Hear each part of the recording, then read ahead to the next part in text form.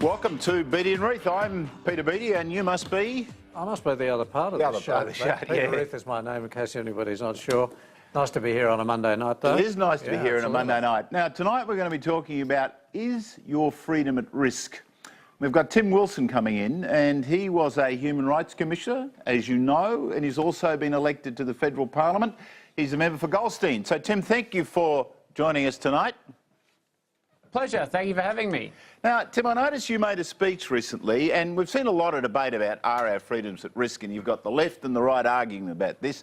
You're a little bit more sensible than most of the debate on it, to be frank. So let me come to the point of your speech. You talk about progressives putting it at risk. You said Section 18C is being used, in a sense, to vilify people having an opinion. Let's get to the guts of this. Where are our freedoms really at risk, and what do we need to do to protect them? Well, there's lots of different ways that freedom are at risk. We have freedom of speech, which is at risk from things like Section 18C of the Racial Discrimination Act, but I've also made the argument before that defamation law has the potential to violate freedom of speech.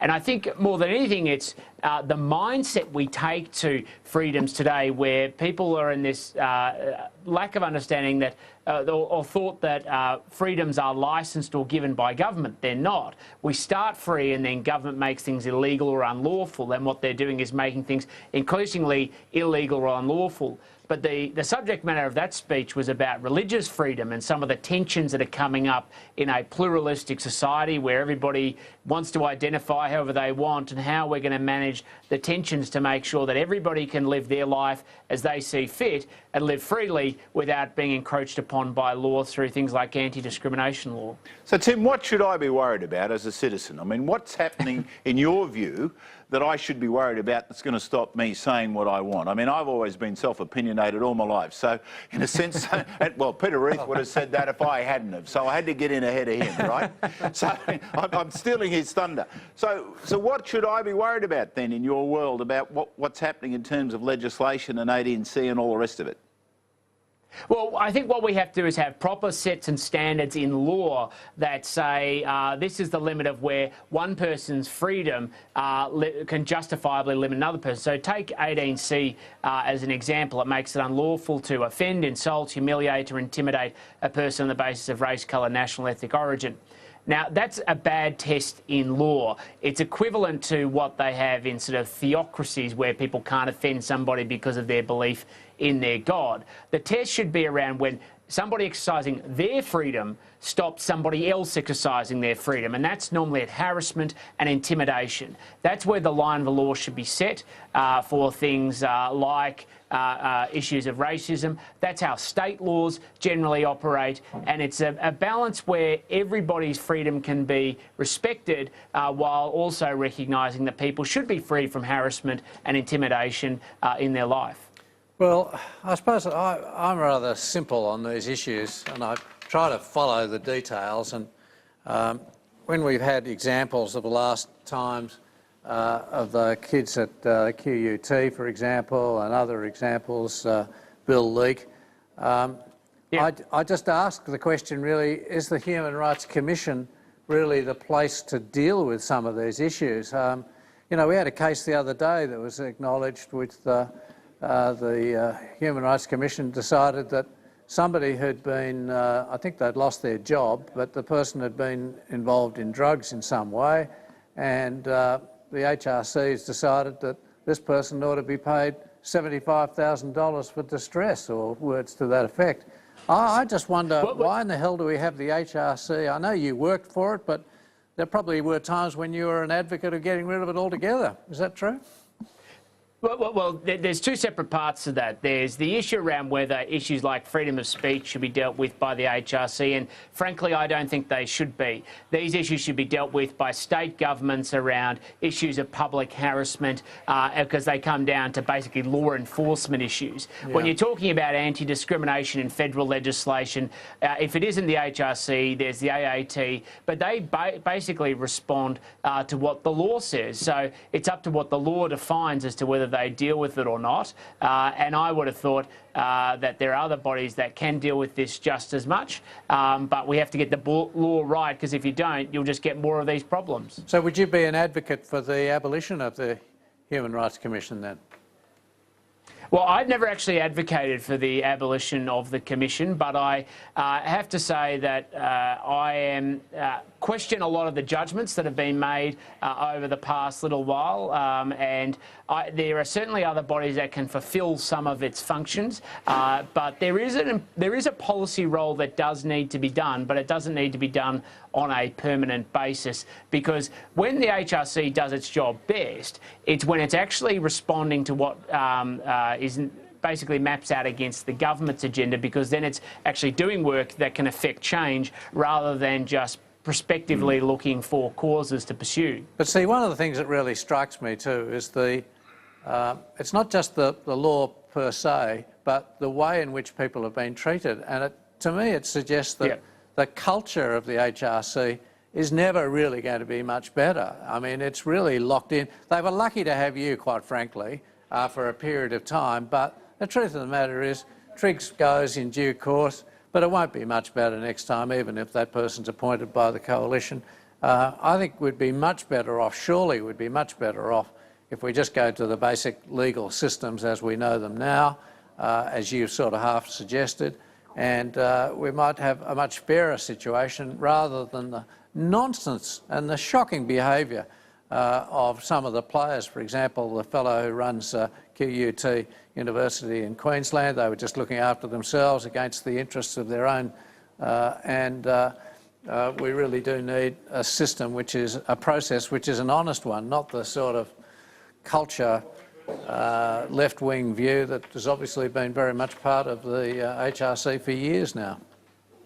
Well, Peter, the fundamental point there you've raised is, I think, has some legitimacy to it. But the law defines, firstly, how the HRC operates, but then how cases are dealt with. And so if you put it off to the AAT and the law still defines what they do and how the processes of cases are dealt with, you'll get exactly the same outcome. That's why the law needs to be right first, not sort of obsessing about the process. With 18C, for instance, some people have recommended that we just need to fiddle with the process and you'll get a different outcome. That's not true. So long as cases are brought before the AHRC or the AAT or any other body and the test of the law is whether somebody's offended, you will then have a continuation where the legal body responds in kind. That's why getting the law right matters so much. Sure. Tim, let's move to this issue of cultural isolation, which is the term I think you used. You talked about, let me not try and misrepresent this, but as I understand it, you were talking about political correctness and cultural isolation, which has sort of affected the support for Trump and presumably in this country, One Nation. Talk us through that a little bit, because, I mean, people struggle to understand why Trump won. They struggle to understand why there's support for One Nation. So this is actually going to have a direct impact on the parliamentary system in Australia. And you identified this as a root cause. So explain to us what your view is and how you think it's arisen. Well, I think what's broadly happened is once upon a time in modern Australia, it was a white Anglo-Saxon country. We had dominant religious faiths of different Christian traditions. We were bound together by cultural values and norms which we all shared. As we've become more pluralist, through waves of migration, different religious faiths, different forms of identity, politics, that of course has fractured and people have broken off and there's less common ground. And what we're seeing now is a lot of, I think, white people basically who now feel like they're either in a declining position of power or in some cases in minority status. And just to take it in the US example, when President Obama started his first term, the majority of Americans were still white Christians and, came with a value set that aligned with that and a culture and a tradition. But by the end of his presidency, they will be in the minority. So what you're seeing now is identity politics on the right, and the same sort of, my concern is we're seeing identity politics on the right and a sense of victimhood, which I don't think is a healthy way forward as a society, because it's all about how people identify and and an absence absence of common bonds about what brings us all together. And that's the cultural problem I think we're facing, and is going to become a lot harder in Western liberal democracies. Part of that's also related to religious freedom, which takes us back to your speech. Yes. So are you saying that people who have a particular religious point of view, they feel a little bit persecuted in the process of where we are in Australian society as it evolves? Well, I think we're seeing a move towards that, but religion is not as prominent an issue or to people's sense of security and identity in Australia in comparison to the United States, where it's much stronger. But I do think what we are seeing in the US is a lot of people of faith who now feel that through cultural shifts and attitudinal shifts around other minority groups, sexual minority groups, debate around marriage for same-sex couples, they no longer feel that they have as much freedom to express their opinion and their values in the public square. And we have similar debates here, but it's, I think, probably a bit more marginal for a smaller group of the community, particularly around how religious institutions can operate, whether there would be retribution against religious communities after a change in the law on marriage. And my big and strong argument in that lecture, the Acton Lecture, is to say we have to come to a soft settlement where everybody's freedom is respected, rather than it being somebody winning and somebody losing. Because when you go down that pathway, you get sort of the equal and opposite reaction of other people saying they're now victims too. So how do you achieve that, Tim? I mean, because that would produce a more cohesive society rather than the sort of divisive arguments we're having now. So how do we achieve that? Well, I've written about it back when I was Human Rights Commissioner, about the need to have a law that recognised for something like marriage that we all look at with different values and attitudes about what it is as an institution, and designing in law that you have a civil tradition, a religious tradition, and they're equal in law, but recognising they have a different place and a different evolution. And then having sort of an arrangement that respects the fact that some people won't see civil marriage as akin to religious marriage, and that they shouldn't face persecution because of it. And that's where my interest is. How do you move society forward together? Because it's a disaster when you have one group or another group feeling marginalised and in a constant battle. That isn't how you take a country forward together. Can I just ask you on the same-sex issue, where do you think that's going to go in terms of the timing of that issue coming back? Presumably it'll be in the next election, but where do you think it's going to go in the times ahead? Peter, I think there's so many steps that are going to happen. Clearly Labor and the Greens are going to keep raising it throughout this parliament. The government is obviously going to have to deal with whether it wants to resolve the issue in this parliament or take it to the next election. Some people have proposed that the next election should have a plebiscite allied to it.